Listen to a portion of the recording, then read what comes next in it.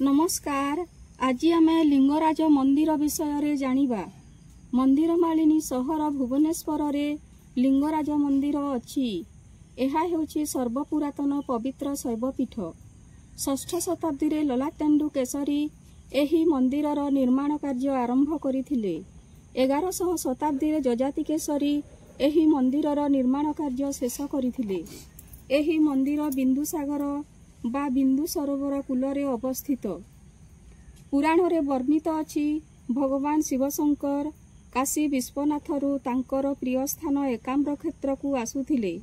एठारे गोटिए आंब गछ मूले लिंग रूपरे तपस्या करुथिले। एठारे थिबा गाई माने एही लिंगरे निज क्षीर को निजे ढाली देउथिले। एही लिंग को सेठारु आनी मंदिर रे स्थापना करागला। माँ पार्वती को शिवशंकर कहिथिले, तुमे जेउ बेशरे जीव मु मध्य सेही बेश धारण करिबी।